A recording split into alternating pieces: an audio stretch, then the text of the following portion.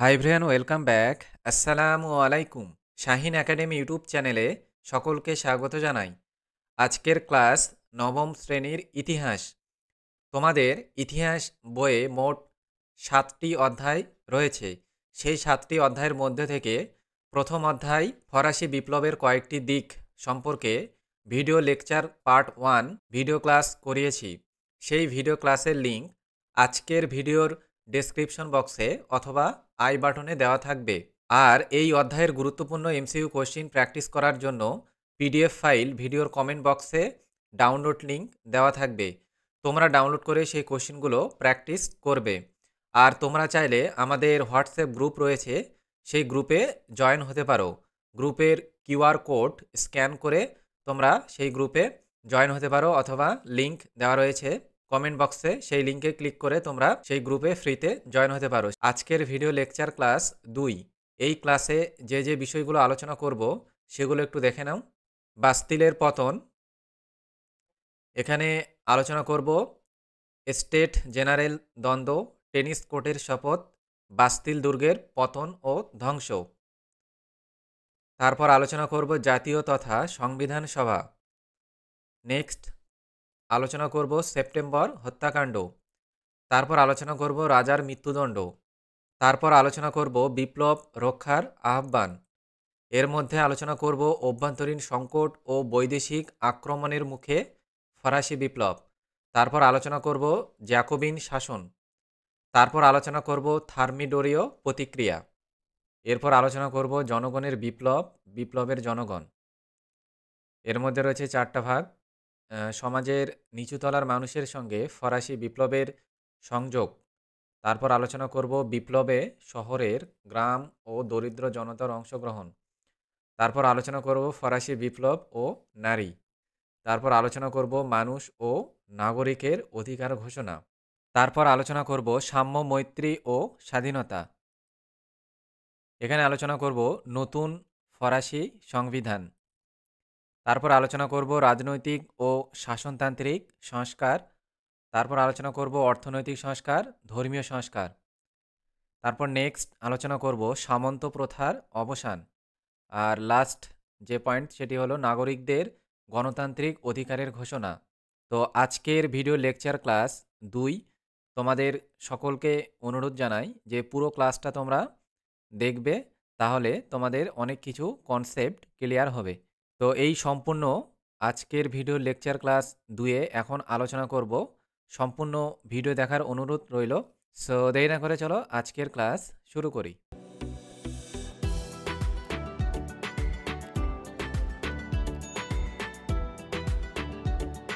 প্রথমে আলোচনা করছি বাস্তিলের পতন। প্রথম রয়েছে স্টেট জেনারেল দ্বন্দ্ব। ফরাসি বিপ্লবের ইতিহাসে বাস্তিলের পতন এক গুরুত্বপূর্ণ ঘটনা। স্বৈরাচারিতার প্রতীক হিসাবে বাস্তিলের পতনের মধ্য দিয়ে বিপ্লব তীব্র উন্মাদনা লাভ করেছিল। তো নিম্নে কিছু কয়েকটি দিকের মধ্য দিয়ে আমরা বাস্তিলের পতনের প্রেক্ষাপট সম্পর্কে জানব। তো প্রথম রয়েছে স্টেট জেনারেল দ্বন্দ্ব। এখানে জানা প্রয়োজন যে স্টেট জেনারেল এর শেষ অধিবেশন 1614 খ্রিস্টাব্দে বসেছিল। তারপরে আর কোনো অধিবেশন ডাকা হয়নি। 175 বছর পরে স্টেট জেনারেলের নির্বাচনকে কেন্দ্র করে ফ্রান্সের মানুষের মধ্যে উৎসাহ উদ্দীপনা দেখা দিয়েছিল। এখনকার নির্বাচনের মতোই রাজনৈতিক সভা সমাবেশ অনুষ্ঠিত হয়েছিল, বিভিন্ন পত্রপত্রিকায় প্রচারিত হয়েছিল। স্টেট জেনারেলের মোট 1214 জন নির্বাচন প্রতিনিধির মধ্যে প্রথম শ্রেণী যাজকদের 308 জন, দ্বিতীয় শ্রেণী অভিজাতদের 285 জন এবং তৃতীয় শ্রেণীর 621 জন সদস্য ছিল। 1789 খ্রিস্টাব্দের 5ই মে ভার্সাই শহরে স্টেট জেনারেলের অধিবেশন বসে। অধিবেশন শুরু হবার সঙ্গে সঙ্গেই গোল বাঁধে নির্বাচন পদ্ধতিকে কেন্দ্র করে। ঐতিহ্য অনুসারে 3 শ্রেণীর সদস্য সংখ্যা যাই থাকুক না কেন, প্রত্যেক শ্রেণীর কক্ষ পিছু একটি মোট ভোট মাত্র 3টি। কিন্তু তৃতীয় শ্রেণীর প্রতিনিধিরা কক্ষ পিছু ভোটের পরিবর্তে মাথা পিছু ভোটের দাবি করায় বিপত্তি দেখা দেয়। কারণ মাথা পিছু ভোটে তৃতীয় শ্রেণীর যে কোনো বিষয়ে সিদ্ধান্তের জয় অনিবার্য। রাজা এই দাবি মানতে অস্বীকৃত হন এবং তৃতীয় শ্রেণীর প্রতিনিধিরা তাদের দাবিতে অটল থেকে আইবিসিএস এর প্রস্তাব অনুসারে নিজেদেরকে জাতীয় সভা বলে ঘোষণা করেছিলেন ১৭ জুন ১৭৮৯ খ্রিস্টাব্দে। অর্থাৎ এর মধ্য দিয়ে দেশের সংখ্যাগরিষ্ঠ মানুষদের প্রতিনিধি হিসাবে তৃতীয় শ্রেণীর প্রতিনিধিরা দেখাতে চেয়েছিলেন যে তারাই দেশের প্রকৃত প্রতিনিধি। অন্য দুই শ্রেণীর প্রতিনিধিরা উপস্থিত না থাকলেও কিছু যায় আসে না, তারাই হলো জাতীয় সার্বভৌম ক্ষমতার একমাত্র দাবিদার। তৃতীয় শ্রেণীর এই আচরণে রাজা ক্ষুব্ধ হলেও তাদের বিরুদ্ধে শক্তি প্রয়োগের তেমন ইচ্ছা তার ছিল না। আবার এ কথাও সত্য যে তখন রাজার সেই ক্ষমতা ছিল না। অর্থাৎ এখানে জানতে পারলাম যে রাজা ও প্রথম দুই সম্প্রদায় নিজেদের স্বার্থ ক্ষুণ্ণ হওয়ার আশঙ্কায় তৃতীয় সম্প্রদায়ের এই দাবির বিরোধিতা করে এবং এই সময়ে লাফায়েত, মিবারু, আবেসিয়েস এর মতো উদারপন্থী অভিজাতরা তৃতীয় সম্প্রদায়ের পক্ষে যোগ দেয়। তৃতীয় সম্প্রদায়ের প্রতিনিধিরা এক সভায় মিলিত হয় এবং ১৭৮৯ এর ১৭ জুন তাদের সভাকেই জাতীয় সভা বলে ঘোষণা করেন। নেক্সট দেখো টেনিস কোর্টের শপথ। ১৭৮৯ খ্রিস্টাব্দের ২০ জুন পরবর্তী ঘটনা ঘটে। রাজা ষোড়শ লুই সভার অধিবেশনে স্থগিত রাখেন। তৃতীয় শ্রেণীর প্রতিনিধিরা সভাকক্ষ বন্ধ দেখে ক্ষুব্ধ হন এবং দুই নেতা অ্যাবেসিয়েস ও মিরাবো নেতৃত্বে সন্নিহিত একটি টেনিস খেলার মাঠে সমবেত হয়ে শপথ নেন যে যতদিন না ফ্রান্সের জন্য নতুন একটি সংবিধান রচিত হয় ততদিন তারা ঐক্যবদ্ধভাবে কাজ চালিয়ে যাবেন এবং ওই দুর্গের গভর্নরকে গ্রেপ্তার করে। তৃতীয় সম্প্রদায়ের মানুষ টেনিস খেলার মাঠে শপথ নিয়েছিল বলে এই ঘটনা টেনিস কোর্টের শপথ নামে পরিচিত। এই ঘটনা ছিল প্রত্যক্ষ রাজ বিরোধিতার দৃষ্টান্ত। ২৩ জুন ষোড়শ লুই একটি রাজকীয় অধিবেশনে আহ্বান করেন, তৃতীয় শ্রেণীর সব ধরনের কাজকে বেআইনি বলে ঘোষণা করেন। শেষ পর্যন্ত তৃতীয় শ্রেণীর প্রতিনিধিদের নেতৃত্বে এক বিশাল জনতার রাজপ্রাসাদ টুইলারিস আক্রমণ করার সংবাদে রাজা ভীত হয়ে এবং হতাশাগ্রস্ত হয়ে পড়েন। ২৭ জুন তিনি তৃতীয় শ্রেণীর প্রতিনিধিদের দাবি অনুসারে মাথাপিছু ভোটের দাবি এবং ৩ শ্রেণীর একত্রে অধিবেশন মেনে নেন। এইভাবে আসিয়া রেজিমে বা পুরাতনতন্ত্রের পতনের পথ প্রশস্ত হয়েছিল। অন্যদিকে তৃতীয় শ্রেণীর প্রতিনিধিদের, বিশেষত আইনজীবী, শিল্পপতি, শিক্ষক, চিকিৎসক এবং অন্যান্য পেশার মানুষের দাবি জয়যুক্ত হয়। সেই জন্য এই ঘটনা বুর্জুয়া বিপ্লব নামে পরিচিতি লাভ করে। তারপর দেখো নেক্সট, বাস্তিল দুর্গের পতন ও ধ্বংস। বুর্জুয়াদের দাবি মেনে জাতীয় সভা গঠনের কাজ সম্পূর্ণ হলে প্যারিস ও ভার্সাই এর সাধারণ মানুষের সাথে উৎসাহ উদ্দীপনার পাশাপাশি আশার সঞ্চার হয়, কিন্তু রাজা ও অভিজাত শ্রেণীর পরিবর্তিত পরিস্থিতির সঙ্গে খাপ খাইয়ে নিতে প্রস্তুত ছিলেন না। ষোড়শ লুই বুর্জুয়াদের দমন করার জন্য প্যারিস ও ভার্সাই এর গুরুত্বপূর্ণ স্থানগুলিতে সেনা মোতায়েন করেন। ১১ জুলাই রাজা জনপ্রিয় অর্থমন্ত্রী নেকারকে পদচ্যুত করলে বিদ্রোহে আগুন জ্বলে ওঠে। প্যারিসের সর্বত্রই খাদ্যের দাবিতে সাধারণ মানুষ, শ্রমিক, কৃষক প্রভৃতিরা বিদ্রোহ শুরু করে। বিপ্লবী মানুষ এই সময়ে ৪০টি শুল্ক ফটক ভেঙে দেয়, আগ্নেয়াস্ত্রের দোকান লুটতরাজ চালায়। ১৪ জুলাই প্রায় ৮,০০০ উত্তেজিত জনতা স্বৈরাচারী রাজতন্ত্র ও অত্যাচারী সামন্ততন্ত্রের প্রতীক বাস্তিল দুর্গ আক্রমণ করে দখল করে নেয়। তারা কারাগারে রক্ষী ও অন্যান্য কর্মচারীদের হত্যা করে এবং বন্দীদেরকে মুক্ত করে। বাস্তিল দুর্গ আক্রমণের মূল উদ্দেশ্য ছিল অস্ত্রশস্ত্র সংগ্রহ করা, বন্দী মুক্তি নয়, কারণ এই দুর্গে বন্দীর সংখ্যা ছিল ৭ জন এবং তারা দরিদ্র মানুষ ছিল না। বাস্তিলের পতনের পর ফ্রান্সে রাজকীয় স্বৈরতন্ত্রের অবসান ঘটায়। বাস্তিল দুর্গের পতনের সময় থেকেই ফ্রান্সে সংবাদপত্রের উপর সরকারি বাধা নিষেধ উঠে যায়। এই সময় থেকে স্বাধীন সাংবাদিকতার সূচনা হয়। কেবল ফ্রান্সে নয়, সারা বিশ্বে বাস্তিল দুর্গের পতনের ঘটনা সমাদৃত হয়েছিল। বাস্তিলের পতনে রাজা ও অভিজাত শ্রেণীর মনোবল ভেঙে যায়। তারপর দেখো নেক্সট, জাতীয় তথা সংবিধান সভা। ১৭৮৯ খ্রিস্টাব্দে ২০ জুন টেনিস কোর্টে সমবেত তৃতীয় শ্রেণীর প্রতিনিধিরা নতুন সংবিধান রচনা করার যে শপথ নিয়েছিলেন, ৯ জুলাই তার কাজ শুরু হয়। ওই দিন জাতীয় সভা সংবিধান সভায় রূপান্তরিত হয়। এই সংবিধান সভার মূল কাজ ছিল ফ্রান্সের জন্য একটি সংবিধান রচনা করা। বিপ্লবী নেতা বার্নেভ মুনিয়ের, ল্যামেথ, লাফায়েত, মিরাবো, তালেরা, ট্যালির্যান্ট, রোবস্পিয়র প্রমুখ সংবিধান রচনায় গুরুত্বপূর্ণ ভূমিকা নেন। দ্বিতীয় ফরাসি বিপ্লবের পর ১৭৯১ খ্রিস্টাব্দে সংবিধান বাতিল হয় এবং ২৫ বছর বয়স্ক পুরুষদের গণভোটের মাধ্যমে ১৭৯২ খ্রিস্টাব্দে নতুন আইনসভা গঠিত হয়, যা ন্যাশনাল কনভেনশন বা জাতীয় মহাসভা নামে পরিচিত। ১৭৯২ খ্রিস্টাব্দের ২১শে সেপ্টেম্বর অনুষ্ঠিত এই প্রথম অধিবেশনে ফ্রান্সে রাজতন্ত্রের উচ্ছেদ ঘটিয়ে প্রজাতন্ত্র প্রতিষ্ঠা করা হয়। তারপর দেখো নেক্সট, সেপ্টেম্বর হত্যাকাণ্ড। দ্বিতীয় ফরাসি বিপ্লবের পর ১৭৯২ খ্রিস্টাব্দে ১লা সেপ্টেম্বর গুজব ছড়ায় যে বিদেশি সেনা ফ্রান্সে প্রবেশ করে কারারুদ্ধ, অভিজাত ও রাজতন্ত্রীদের মুক্ত করবে এবং বিপ্লবীদের চরম শাস্তি দেবে। এই অবস্থায় আতঙ্ক ও গুজবের বশবর্তী হয়ে জ্যাপন ম্যারাটের নেতৃত্বে বিপ্লবী জনতা প্যারিসের কারাগারে হামলা চালিয়ে প্রায় ১২০০ থেকে ১৪০০ বন্দীকে হত্যা করে। সেপ্টেম্বর মাসে ২ থেকে ৭ তারিখের মধ্যে এই হত্যাকাণ্ড চলেছিল। এই ঘটনা সেপ্টেম্বর হত্যাকাণ্ড নামে পরিচিত। নিহতদের মধ্যে ২২৩ জন যাজক থাকলেও অধিকাংশই ছিলেন সাধারণ অপরাধী। এরপর দেখো নেক্সট, রাজার মৃত্যুদণ্ড। ষোড়শলই বিপ্লবী আইনসভার সঙ্গে নিয়মিত রাজতন্ত্র চালাতে মানসিকভাবে প্রস্তুত ছিলেন না। তিনি বিদেশি শক্তির সাহায্যে বিপ্লবকে ধ্বংস করতে সচেষ্ট হন। ১৭৯১ খ্রিস্টাব্দে ২০ জুন মধ্যরাতে পরিচারকের ছদ্মবেশে জাল পাসপোর্ট নিয়ে দেশত্যাগ করতে গিয়ে ভেরেনায় রাজা সপরিবারে ধরা পড়েন। তাদের প্যারিসে ফিরিয়ে নিয়ে আসা হয়। এই সময় প্রাশিয়া, অস্ট্রিয়ার সঙ্গে রাজার ষড়যন্ত্র করে বিপ্লব ধ্বংস করতে চান এমন সংবাদে সারা দেশে গণবিক্ষোভ শুরু হয়। চরমপন্থী জ্যাকোবিনদের নেতৃত্বে উত্তেজিত জনসাধারণ ১৭৯২ খ্রিস্টাব্দে ১০ আগস্ট রাজার টুইলারিস প্রাসাদ আক্রমণ করে বিপ্লব বিরোধী রাজার দেহরক্ষীদের হত্যা করে।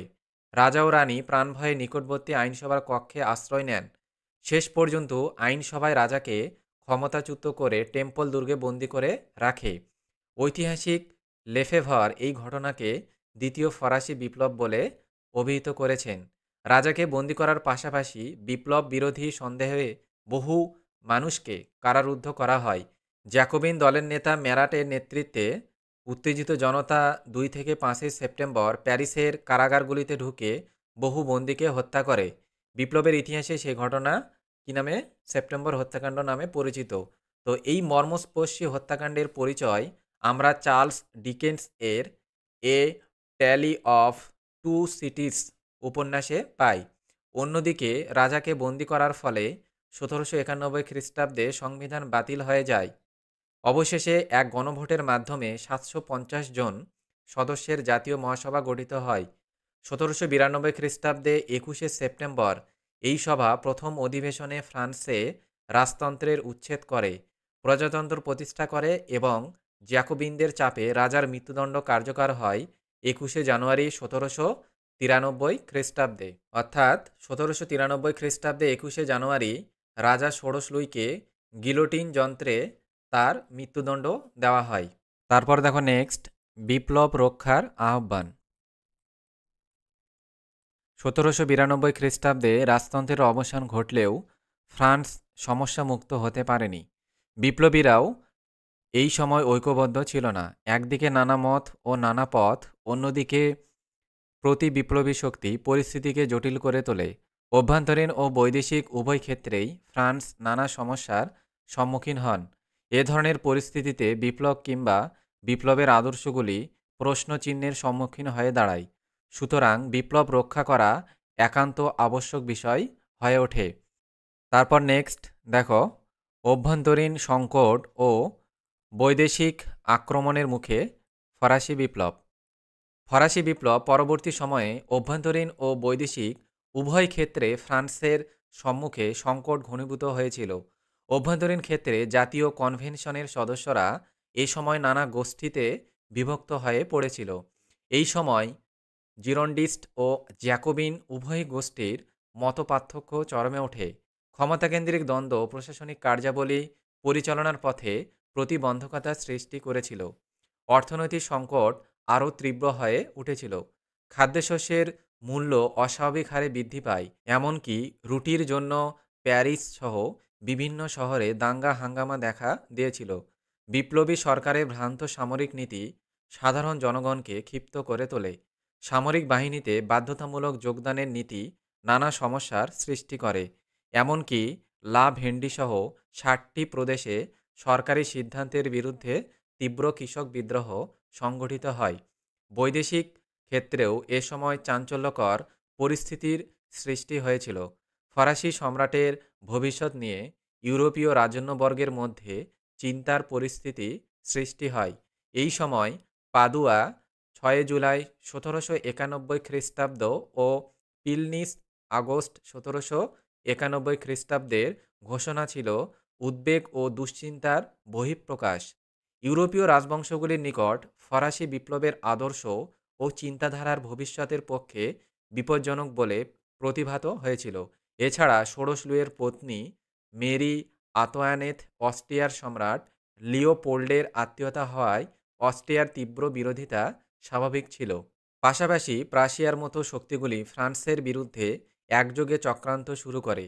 এই সময় প্রাশিয়ার সেনাপ্রধান ব্রান্সউইক ১৭৯২ খ্রিস্টাব্দের জুলাই মাসে এক ঘোষণাপত্র জারি করেন, যা ব্রান্সউইক ঘোষণাপত্র নামে পরিচিত। ফ্রান্স আক্রমণ করে পুরাতন ব্যবস্থা পুনঃপ্রতিষ্ঠিত করতে হবে, এই ধরনের মনোভাব যুদ্ধের পরিস্থিতি তৈরি করে। এইরূপ অবস্থায় ষোড়শ লুইয়ের মৃত্যু পরিস্থিতিকে জটিলতর করে তোলে। ফলে ফ্রান্সে ইউরোপের সঙ্গে যুদ্ধে জড়িয়ে পড়ে। ফ্রান্সের বিরুদ্ধে ১৭৯৩ খ্রিস্টাব্দে গঠিত হয় প্রথম শক্তি জোট। এই শক্তি জোটে ছিল England, Austria, Prussia, Spain, Portugal, Naples, Sardinia. একের পর এক যুদ্ধে ফ্রান্সের পরাজয় পরিস্থিতিকে জটিল করে তোলে। ফলে অভ্যন্তরীণ ও বৈদেশিক উভয় সংকটের মুখে এসে দাঁড়ায় ফরাসি বিপ্লব। আর এইরূপ কঠিন পরিস্থিতিতেই জন্ম নিয়েছিল জ্যাকোবিন শাসন। তারপর নেক্সট দেখো জ্যাকোবিন শাসন। ফরাসি বিপ্লবের সঙ্গে যুক্ত সবচেয়ে উগ্রবাদী সংগঠনটি হল জ্যাকোবিন ক্লাব। এরা সর্বসাধারণের ভোটাধিকার প্রতিষ্ঠা করতে চেয়েছিলেন। সমাজে তুলনামূলকভাবে পিছিয়ে পড়া অংশের মানুষের প্রতিনিধি ছিল এরা। এই ক্লাবের খ্যাতি ফ্রান্সের বাইরেও ছড়িয়ে পড়ে। এমনকি ভারতের মহীশূর রাজ্যের অধিপতি টিপু সুলতানের উদ্যোগে ১৭৯৭ খ্রিস্টাব্দের ৫ই মে তার রাজ্যে একটি জ্যাকোবিন ক্লাব প্রতিষ্ঠিত হয়েছিল।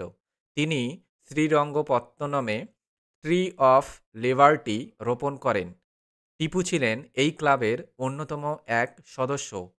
ফ্রান্সের জ্যাকোবিন দল ১৭৯৩ খ্রিস্টাব্দের জুন মাস থেকে ১৭৯৪ খ্রিস্টাব্দের জুলাই মাস পর্যন্ত এই ১৩ মাস ধরে রোবস্পিয়র, হিবার্ট, দাঁতো প্রমুখ জ্যাকোবিন নেতা একটি কেন্দ্রীভূত স্বৈরা শাসন ব্যবস্থা কায়েম করে। তারা ভিত্তি প্রদর্শন, সন্ত্রাস ও হত্যাকাণ্ড চালিয়ে দেশ ও বিপ্লবকে রক্ষা করার চেষ্টা করেছিল। এ কারণে জ্যাকোবিনদের উক্ত ১৩ মাসের শাসনকাল ফ্রান্সের ইতিহাসে সন্ত্রাসের রাজত্ব নামে পরিচিত। সন্ত্রাসের রাজত্বে বলি হয় প্রায় ৫০,০০০ মানুষ। রানী মেরি আতোয়ানেত, বিশিষ্ট বিপ্লবী বিশো, মাদাম রলা, বার্নাফ প্রমুখ বহু বিশিষ্ট মানুষ সন্ত্রাসে বলি হন। জ্যাকোবিন শাসন পরিচালিত হয়েছে কতকগুলি সংগঠনের সাহায্যে, যথা গণনিরাপত্তা সমিতি, কমিটি অফ পাবলিক সেফটি, সাধারণ নিরাপত্তা সমিতি, কমিটি অফ জেনারেল সিকিউরিটি, সন্দেহের আইন, ল অফ সাসপেক্ট, বিপ্লবী বিচারালয়, রেভলিউশনারি ট্রাইব্যুনাল ও বিপ্লবের বদ্ধভূমি। সন্ত্রাসের শাসনকালে সবচেয়ে শক্তিশালী কমিটি ছিল গণনিরাপত্তা সমিতি, যাতে ১২ জন সদস্য ছিল। এই কমিটি ছিল কেন্দ্রীয় সরকার। সাধারণ নিরাপত্তা সমিতি দেশের অভ্যন্তরীণ আইন শৃঙ্খলা রক্ষা করত। সন্দেহের আইনে যে কোনো ব্যক্তিকে সন্দেহজনক মনে হলেই গ্রেপ্তার করে বিপ্লবী বিচারালয়ে বিচার করা হতো এবং বিপ্লবের বধ্যভূমিতে নিয়ে গিয়ে গিলোটিন যন্ত্রে তাদের হত্যা করা হতো। এই সময়কালে বিপ্লব বিরোধী সন্দেহে প্রায় 50,000 মানুষকে হত্যা করা হয়। জ্যাকোবিন প্রশাসন কেবলমাত্র সন্ত্রাসের প্রতীক ছিল না, একাধিক সংস্কারমূলক কাজও করেছিল। তারা নতুন করে অধিকারের ঘোষণাপত্র জারি ও জনশিক্ষার উপর গুরুত্ব আরোপ করেছিল। এছাড়াও দরিদ্র জনসাধারণের মঙ্গলে খাদ্যদ্রব্যের মূল্য ও সরবরাহ নিয়ন্ত্রিত করা হয়। দ্রব্যমূল্যের সর্বোচ্চ দাম ও সর্বনিম্ন মজুরি স্থির করে দিয়েছিল তারা। তাছাড়া বিদেশি আক্রমণের হাত থেকে ফ্রান্সকে যেমন রক্ষা করেছিল, তেমনি অভ্যন্তরীণ বিদ্রোহ ও গৃহযুদ্ধ দমন করে বিপ্লবকে রক্ষা করেছে। কিন্তু জ্যাকোবিন শাসন ক্রমে সন্ত্রাসের প্রতীক হয়ে ওঠে। যুদ্ধক্ষেত্রে সাফল্যের ফলে বিদেশি আক্রমণের ভীতি অনেকাংশে দূরীভূত হলে কনভেনশনের সংখ্যাগরিষ্ঠরা মনে করেন সন্ত্রাসের প্রয়োজন ফুরিয়ে এসেছে। তবুও রোবসপিয়র সন্ত্রাস চালিয়ে যেতে চেয়েছিলেন। এমনকি তার বিরোধিতা করায় তার সহযোগী হিবার্ট ও দাঁতোকে 1794 খ্রিস্টাব্দের মার্চ ও এপ্রিল মাসে হত্যা করেন। তারপর নেক্সট দেখো থার্মিডোরীয় প্রতিক্রিয়া। কনভেনশনের দক্ষিণপন্থী ও সাধারণ সদস্যরা পারস্পরিক সহযোগিতার মাধ্যমে রোবসপিয়রের পতন ঘটায়। 1794 খ্রিস্টাব্দের 28শে জুলাই রোবসপিয়রকে গিলোটিন যন্ত্রে হত্যা করা হয়। তার মৃত্যুর পর জ্যাকোবিন শাসনের অবসান ঘটে। ফ্রান্সের বিভিন্ন ক্যালেন্ডার অনুযায়ী রোবসপিয়রের মৃত্যু ঘটে থার্মিডোর মাসে। তাই এই ঘটনাকে থার্মিডোরীয় প্রতিক্রিয়া নামে অভিহিত করা হয়। তারপর নেক্সট দেখো জনগণের বিপ্লব, বিপ্লবের জনগণ। 1788 খ্রিস্টাব্দে অভিজাতদের তরফে রাজার বিরোধিতা ও আরও পরে বুর্জুয়া শ্রেণীর আন্দোলনের মধ্য দিয়ে ফরাসি বিপ্লবের সূচনা হয়েছিল, কিন্তু তা অচিরেই জনগণের বিপ্লবে পরিণত হয়। বাস্তিল দুর্গের পতন, পৌর বিপ্লব, কৃষি বিপ্লব, সর্বত্র সাধারণ জনসাধারণের ভূমিকা ছিল যথেষ্ট গুরুত্বপূর্ণ। তারপর নেক্সট দেখো সমাজে নিচুতলার মানুষের সঙ্গে ফরাসি বিপ্লবের সংযোগ। বৈষম্যমূলক করনীতি, ক্রমবর্ধমান বেকার সমস্যা ও রুটির দামে অস্বাভাবিক বৃদ্ধি ফরাসি সমাজে নিচুতলার মানুষকে বিক্ষুব্ধ করে তুলেছিল। বাস্তিল দুর্গ যারা দখল করেছিল তাদের অধিকাংশই ছিল সমাজের নিচুতলার মানুষ। রাজতন্ত্রের বিরুদ্ধে 1792 খ্রিস্টাব্দের জুলাই ও আগস্টের দাঙ্গা হাঙ্গামার প্রথম ভাগেই ছিল গরিব প্যারিসের নাগরিক। তাদের মধ্যে অধিকাংশই ছিল বাড়ির চাকর, পোর্টের শ্রমিক, গাড়োয়ান, মজুর, জার্নিম্যান, শিল্পী, দোকানদার প্রমুখ। এরা আক্রমণ করেছিল বড় বড় ব্যবসায়ী, মজুতদারের গোলা যারা জিনিসপত্রের কালোবাজারি করত। তারপর নেক্সট বিপ্লবে শহরের ও গ্রাম্য দরিদ্র জনতায় অংশগ্রহণ। ফরাসি বিপ্লবের সময় ফরাসি সমাজের তৃতীয় সম্প্রদায়ের অন্তর্ভুক্ত শহরে দরিদ্র ভবঘুরে অশিক্ষিত মানুষ শাকুলত নামে পরিচিত। এরা মালি, দিনমজুর, ভিক্ষুক, ভৃত্য প্রভৃতি পেশার সঙ্গে যুক্ত। অবশ্য আক্ষরিক অর্থে যারা ব্রিচেস বা কুলোত ছাড়া ট্রাউজার পরত তাদের শাকুলত বলা হয়। এরাই বাস্তিল দুর্গের পতনে এবং দ্বিতীয় ফরাসি বিপ্লবে গুরুত্বপূর্ণ ভূমিকা নিয়েছিল। নেক্কারের ইস্তফার পর জের ও বাস্তিলের পতনের প্রভাব প্যারিস শহরের গণ্ডি ছাড়িয়েছিল। ফ্রান্সের বিভিন্ন শহরে এর প্রভাব বিস্তৃত হয়েছিল। বিভিন্ন শহরে সরকারি কোষাগার লুণ্ঠিত হয়, তার সঙ্গে অস্ত্রশস্ত্র লুণ্ঠিত হয়। অনেক জায়গায় শহরে জনতা, যাজক ও অভিজাতদের গৃহবন্দী করে রাখা হয়েছিল। দিস শহরের শাসনকর্তাকে গ্রেপ্তার করা হয়। রেনে শহরের সেনাবাহিনীকে তাদের ছাউনি ছেড়ে যেতে বাধ্য করা হয়। অন্যদিকে আবার বোর্দো, ফ্ল্যান্ডার্স প্রভৃতি শহরে প্যারিসের অনুকরণে পৌরশাসন শুরু হয়েছিল। অনেক স্থানে জিনিসপত্রের দাম কমানোর প্রতিশ্রুতি দেওয়া হয়। প্যারিসের বিপ্লব এবং বিভিন্ন শহরে বৈপ্লবিক পৌরসভা গঠন গ্রামের মানুষকে অনুপ্রাণিত করেছিল। বিদ্রোহী কৃষকরা জমিদারদের খামার বাড়ি আক্রমণ করে ঋণপত্র জ্বালিয়ে দেয়, গির্জা ধ্বংস করে। 1788 খ্রিস্টাব্দে ফসল ভালো না হওয়ায় গ্রামের মানুষকে চরম দুর্দশার সম্মুখীন হতে হয়। রুটির দাম অতি দ্রুত হারে বৃদ্ধি পায়। শহরের তুলনায় গ্রামে রুটির দাম ছিল বেশি।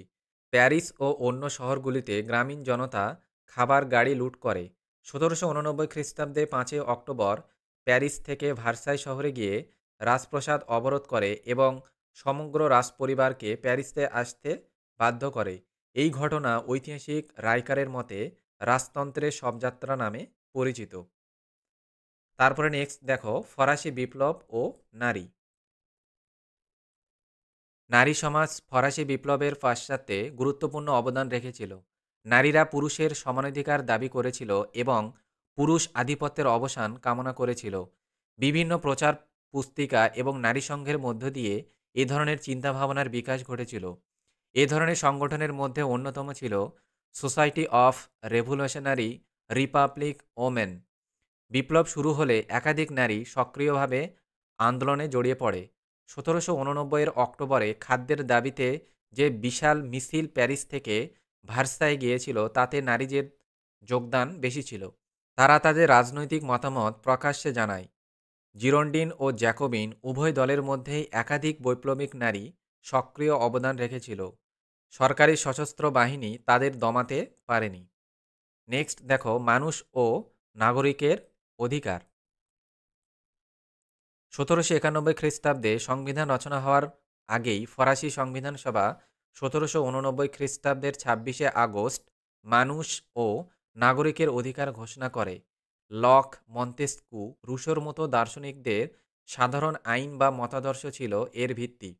এটি ১৭৯১ খ্রিস্টাব্দে ফরাসি সংবিধান সভার মুখবন্ধ।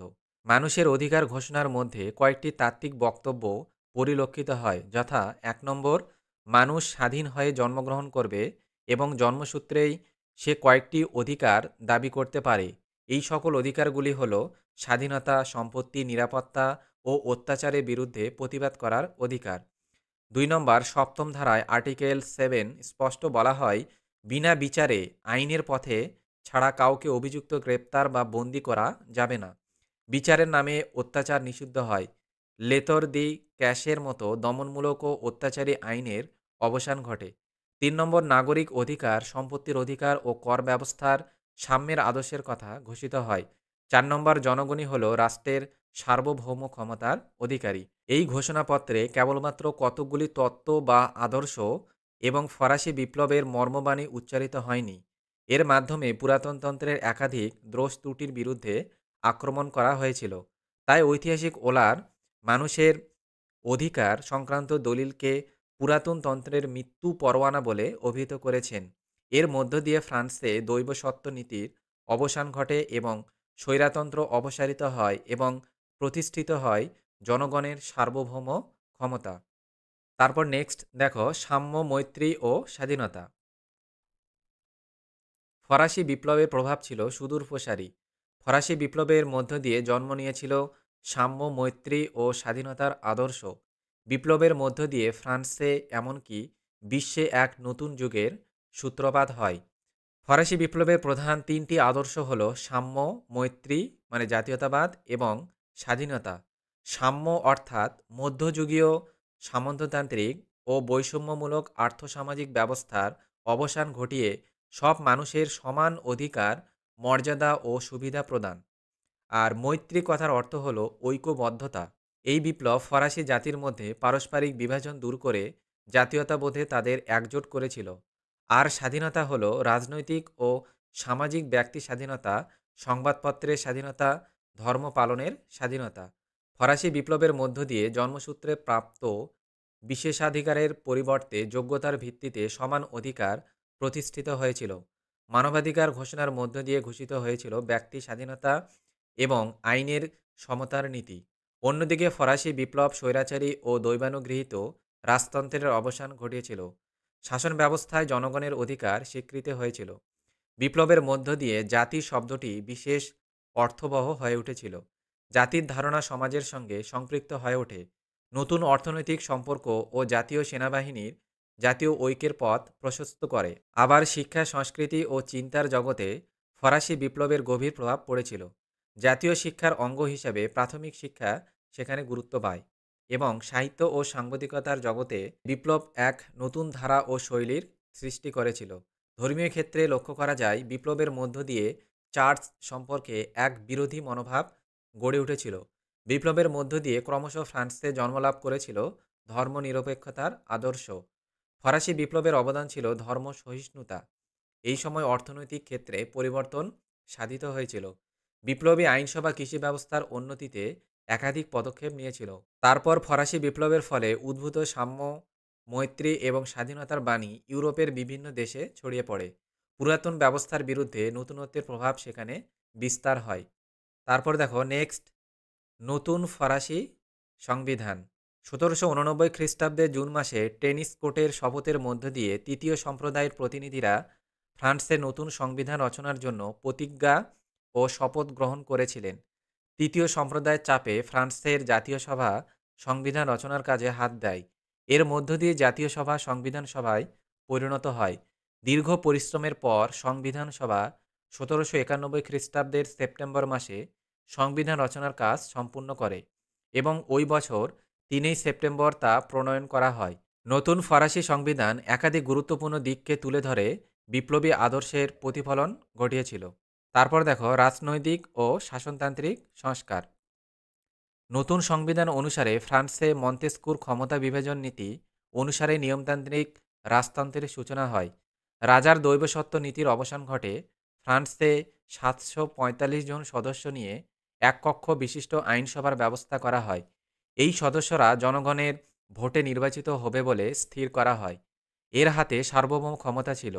স্থানীয় শাসন ব্যবস্থাকে নতুনভাবে রূপায়ণের লক্ষ্যে সমগ্র ফ্রান্সকে ৮৩টি ডিপার্টমেন্ট এবং ডিপার্টমেন্টগুলিকে জেলা, ক্যান্টন এবং কমিউনে বিভক্ত করা হয়। স্থানীয় শাসনের দায়িত্ব নির্বাচনের কমিটি হাতে তুলে দেওয়া হয়। বিচার ব্যবস্থার ক্ষেত্রে বৈষম্যমূলক লেতর দি ক্র্যাশের বিলুপ্তি ঘটানো হয়। তারপর দেখো নেক্সট, অর্থনৈতিক সংস্কার। অর্থনৈতিক ক্ষেত্রে বৈষম্যমূলক কর ব্যবস্থার অবলুপ্তি ঘটানো হয়। অবাধ বাণিজ্য নীতি গৃহীত হয়। চার্চের সম্পত্তি বাজেয়াপ্ত করে তা আমানতে রেখে অ্যাসাইনেট নামক একটি কাগজি মুদ্রার প্রচলন করা হয়। তারপর দেখো ধর্মীয় সংস্কার।